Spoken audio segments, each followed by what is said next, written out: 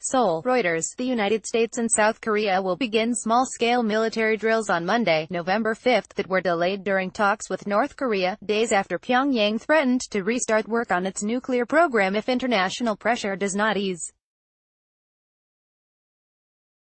The Korean Marine Exchange Program was among the training drills that were indefinitely suspended in June after U.S. President Donald Trump met North Korean leader Kim Jong Un in Singapore and promised to end joint U.S.-South Korea military exercises often criticized by the North.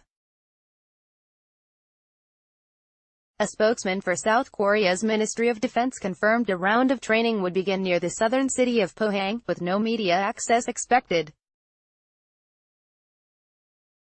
About 500 American and South Korean Marines will participate in the maneuvers, the Yonhap news agency reported. In Washington last week, South Korea's defense minister said Washington and Seoul would make a decision by December on major joint military exercises for 2019.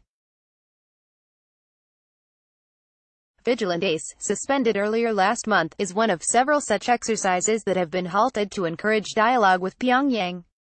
The biggest combat readiness war game ever staged in and around Japan has gone ahead, however, with nuclear-powered aircraft carrier USS Ronald Reagan joining Japanese destroyers and a Canadian warship in the ocean off Japan, another key player in the effort to pressure North Korea.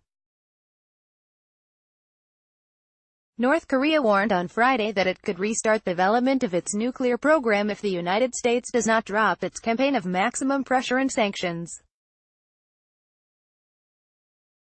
The improvement of relations and sanctions are incompatible, a foreign ministry official said in a statement released through state-run KCNA news agency.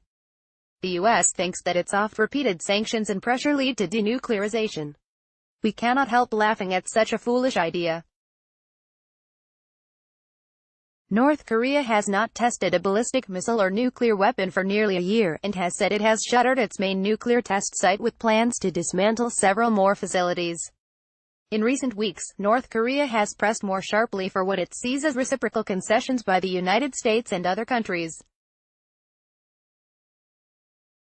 As shown, the U.S. is totally to blame for all the problems on the Korean peninsula, including the nuclear issue, and therefore, the very one that caused all those must untie the knot it made, Friday's statement said.